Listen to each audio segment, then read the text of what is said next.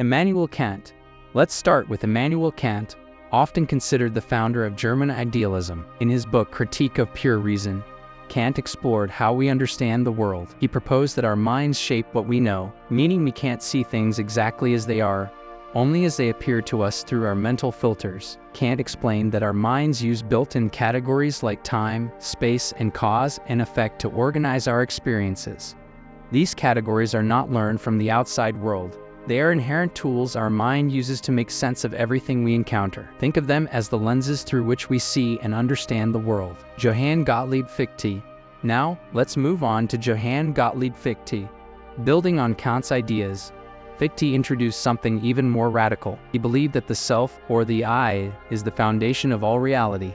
According to Fichte, the external world is actually a creation of the self's activity. He called this idea transcendental idealism. So what does this mean?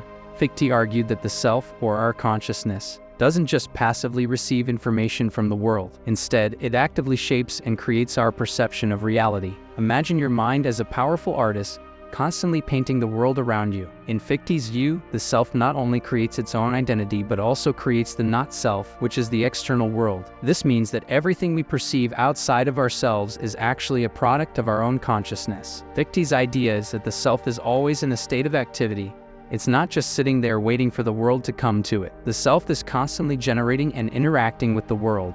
This makes human consciousness dynamic and creative. Fichte saw this process as a kind of ongoing conversation between the self and the world. The self creates the world, then interacts with it, learns from it, and creates anew. It's a continuous cycle of creation and interaction. To make it more relatable, think about when you're dreaming. In your dreams, your mind creates entire worlds with landscapes, people, and stories. While you're dreaming, everything feels real, even though it's all generated by your mind. Fichte believed that something similar happens in our waking life, where our consciousness actively shapes the world we experience. Fichte's radical idea shifted the focus from a passive understanding of reality to an active one. He emphasized that our consciousness is not just a receiver of information but a powerful creator of our perceived world. In summary, Fichte taught us that the self is central to understanding reality. Our minds don't just see the world, they actively shape it. This concept of transcendental idealism highlights the creative power of human consciousness and its role in forming our experiences. Fichte's ideas about the self and its role in creating reality were revolutionary. They helped pave the way for later thinkers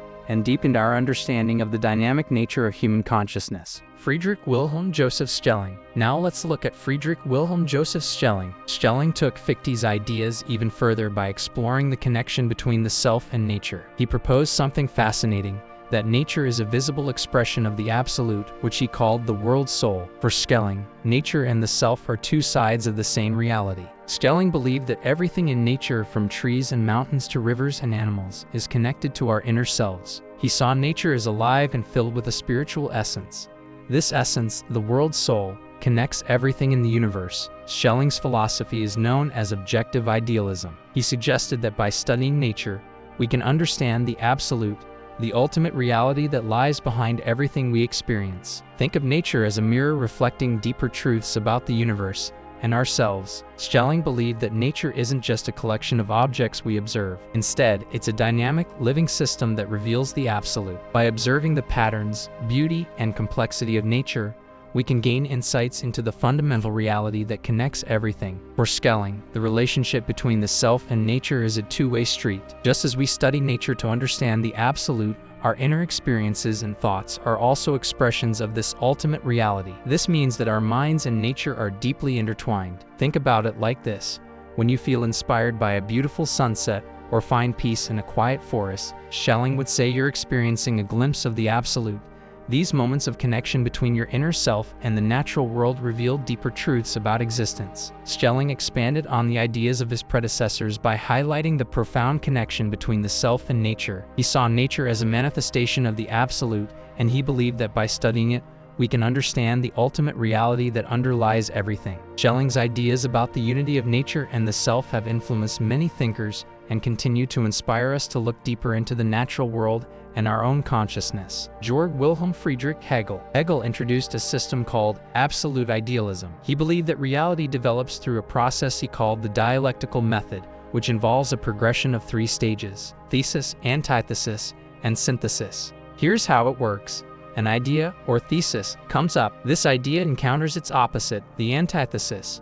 The conflict between the thesis and the antithesis is resolved in a higher level of understanding called the synthesis. This synthesis then becomes a new thesis, and the cycle starts over. For example, let's say the thesis is freedom.